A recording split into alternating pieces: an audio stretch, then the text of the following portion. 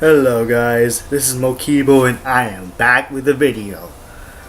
This is not technically a Town of Salem video, but this is just one of those videos where I just talk about stuff, and I'm gonna get this Blue Yeti mic off.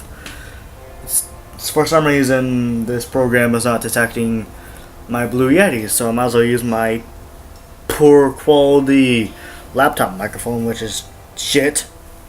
Anyway, let's get to the topic at hand. If you knew me like in real life, you would know that I watch horror movies. Not all the time, but every so often I'll watch a horror movie. And I have noticed quite a few annoying cliches that really irked me in almost every single horror movie I've seen, especially the B-movie ones. Alright, let me get started with one I really hate. The Trip. In every single horror movie I've seen, there has been at least one person who is running away from the killer will trip from nothing. It's a cliche that really irks me. Every time I see someone trip, I just go, what the fuck? Because it's not scary when you see someone fall on their ass. Just run, dude! Run! Look where you're running to! Look to the ground! Don't fucking trip, because it's getting on everyone's nerves! I'm not the only one who hates a trip. I think second to that would be the fake jump scare. You know, the whole blah! Oh hey, it's a friend. What? It's... If you watch Cabin in the Woods, you wouldn't see most of the cliches that people hate in horror films. And the fake jump scare is a big one. Almost like the jump scares where a cat jumps out. I've seen it so many times. I can't tell you how many times I've seen a cat jump scare. Fake jump scares with a friend, not so often when compared to a cat. Directors. Jump scares are not scary. They startle you. They're not supposed to be scary. We want to punch every director who does this. Irritating. It would probably make someone have a heart attack. It kills the tension right away. Because you spooked or you startled the viewer, now he'll just expect another one. And it's usually with a loud noise. Why? Why do jump scares exist? I know they're supposed to keep your hopes up or keep you on your toes, but very rarely do I see good jump scares. A decent one was in a movie called Pontypool, which is a Canadian horror film, and I actually didn't mind that one jump scare. Yeah, one jump scare, the whole movie. That's what I prefer. Very little jump scares in a horror film. I would rather have tension, creepy atmosphere, and things are actually scary. Now, blah, blah, blah. That's not scary.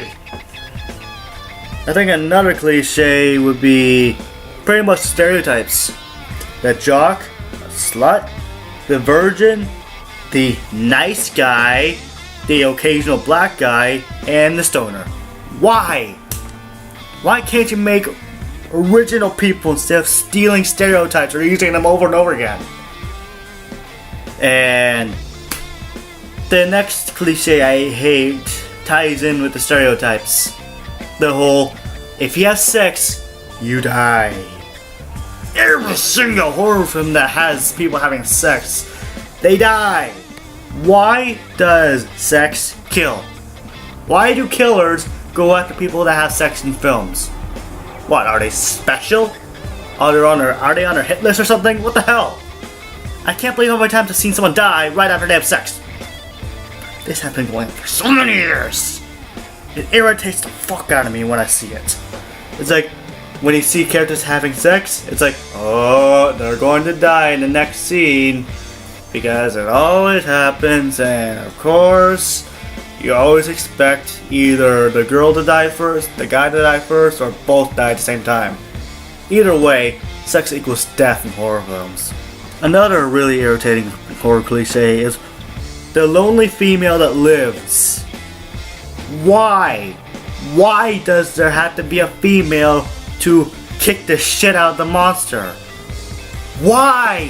Why can't there be a male protagonist for once instead of a female? Yes, I know that sounds a little sexist, and I'm not gonna lie, it does sound sexist. But think of this: how many times have you seen a horror film where the hero is a male? You can probably count on your hand how many times a male survives in the end and actually defeats the monster. Nope, it's always a female, because fuck if I know why. That's kind of sexist against males. Like, yeah, there's a few that have males that win, but the majority are females. It's like if all horror movie directors are feminists.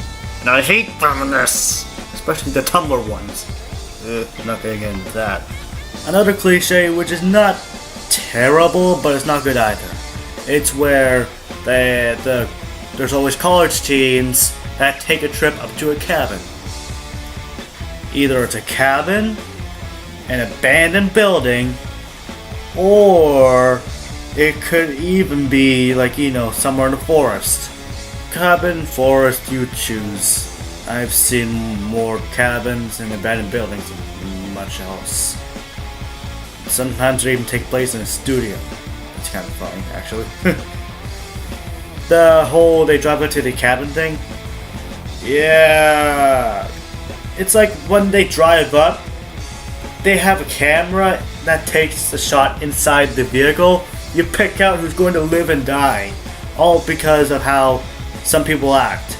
The way the virgin will act will be the one who lives. Be like, oh, I just don't know what to do. I'm just too afraid. Yep, she's gonna be the winner.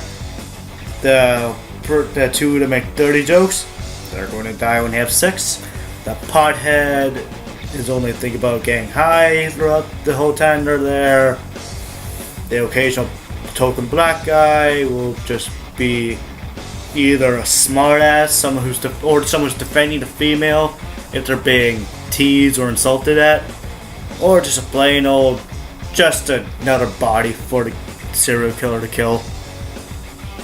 There's a jock who thinks he's stronger than everyone. There is, and he also picks on the little nerdy guy. The nerdy guy is what the virgin wants to go for, but he dies and she's supposed to avenge him. It's kind of like that. You pick out who's going to live and die. That's how it goes for that cliche. The road trip and up to the cabin. And for some reason, the next cliche ties in with this. There are specific camera angles, specific noises or sounds, or even music, that tells this person's going to die. No second chances. This person's dead now because of the music, because of the camera angles, because of the slow-mo, or because of the pan. Every time I see it, I'm like, he's dead. Don't give the audience a chance to predict his death.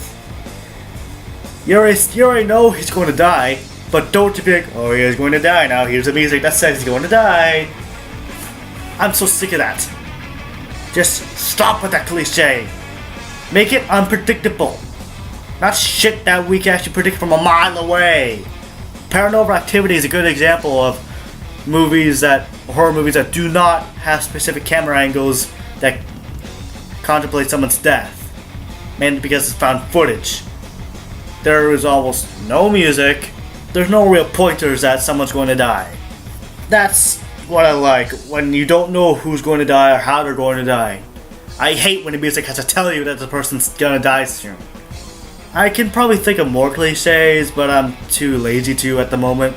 So if you want to look at more cliches, just type in the Google search horror movie cliches and you'll find a bunch more than what I've said. This has been Mokibo, and I'll see you guys later. Peace.